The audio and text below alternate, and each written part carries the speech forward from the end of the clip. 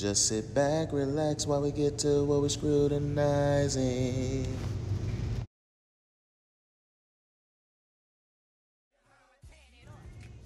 I'm gonna tell you right now, there's some of y'all brothers who can't get no type of submission from your woman at home.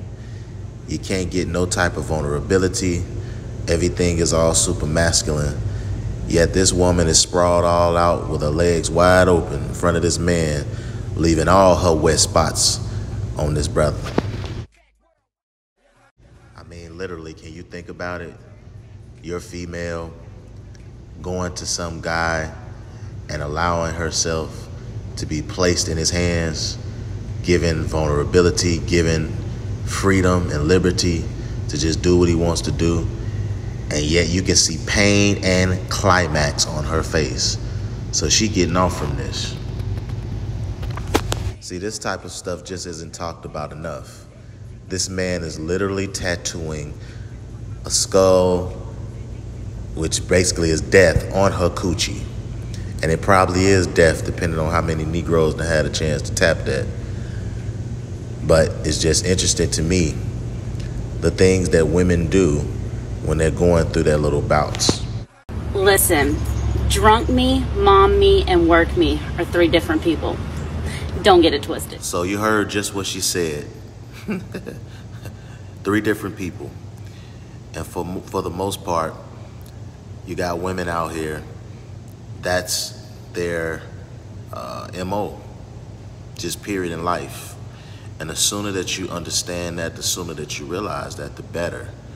Because for all the times when they get a headache, for all the times when they're lying to you about being on their period, a menstrual, for all the times when they're making up excuses not to spend time with you, not to do things with you, not to, share intimacy with you, whatever the case may be, let alone getting to the bedroom.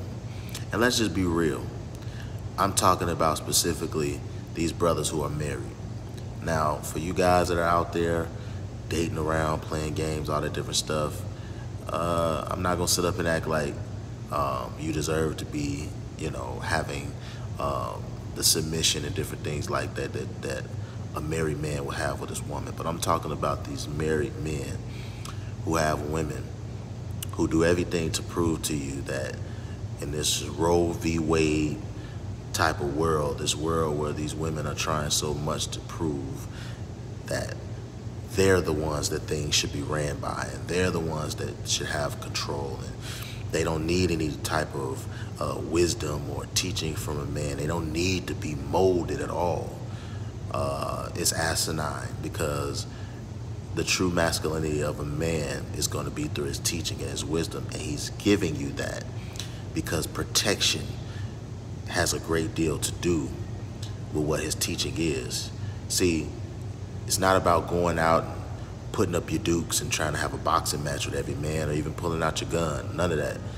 You protect your woman and your family by what you teach them and the warnings that you give them based off the knowledge game that you built up from your 20s to your 30s, and eventually to the time, whatever age you choose to marry that woman, preferably 35 and up, where you've learned enough things to actually transfer it and impart it to somebody, because your woman is going to be your disciples, your first disciple.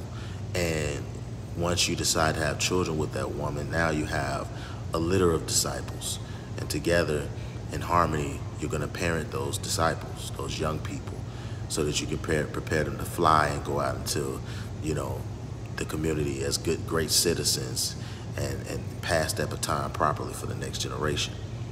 But what I see when I look at, have an opportunity to look at how these women get tatted up today, it's one of the many forms of which they try to show you and prove to you that you don't control nothing, and that you are not going to be the one whose hands they place themselves in.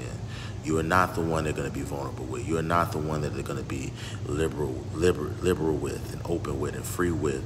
You're not going to be the one whom hands that they are in for control of any way, in any type of way, let alone submit to you.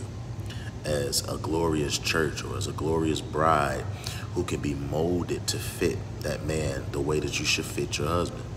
And so every time I see these women moving in the masculinity of these face tattoos, these body tattoos, these arm sleeves, every time you go through a divorce, every time you break up, I've had various women that I know that have said they regretted getting a whole arm sleeve immediately after a divorce, immediately after breakup, cutting their hair off, all this different stuff. These women have different ways that they deal with their pain, and they make a footnote of it, whether it's, you know, praising their children, so they're getting their children's names tatted on them, whether it's cutting all their hair off, whether it's getting all these tats up their neck and up their back and all this stuff that people can't see. But you know you're planning to be with a man, and when he hits it from the back, or he gives you you get some doggy style, then, or he clapping them cheeks, he's got a whole visual of art on your back or on your lower back or whatever the case may be.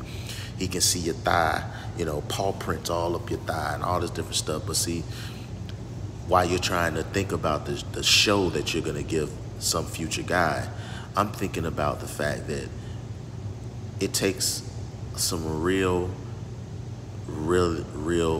open, free, vulnerable liberty and submission to lay your hands in the possession of an artist or of a tattoo artist, to just have his way with you, to tell him, hey, I want a tat on my breast, whether it's a scripture or whether it's whatever it is, I want it on my left breast. So you let him tat, you let him have that moment, or however long that session is, to get close to your heart and tat away and have this intimate connection with you. You let somebody tat some paw prints all the way up your thigh and go all the way up your inner thigh near your coochie walls. Or you let somebody tat your lower back, which they tend to always call a tramp stamp.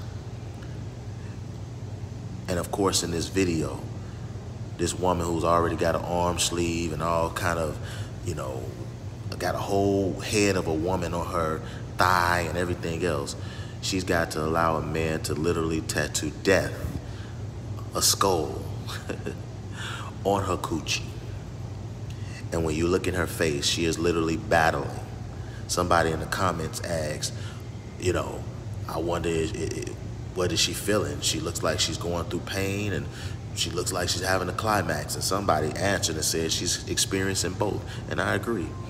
She's experiencing the pain of the needle, and yet at the same time, the clit and all that area where she getting hit at and vibrated at, she feeling real good. And he gets to have that vulnerable moment of her busting off and getting wet right in the palm of his hands. And if she actually has a man, gonna go right back home like nothing never happened. But she was probably more vulnerable with that man than she'll ever be with her man. It's an interesting thing, man, because I can't help but look at things that deep. I can't help but look at the spiritual side of things. And brothers, when you get a woman who has dealt with multiple men, he leaves his imprint somehow. He leaves his DNA somehow. He leaves his mark. And every time she's making a decision toward the future, if it doesn't work with this one, it doesn't work with that, she's always making a decision based off the man she had before the man she's reached. You have got to know who your woman's dealt with, because it could be pivotal. People try to make it seem like, oh, it's too deep to be worried about the body count of a woman. Yeah, it's too deep.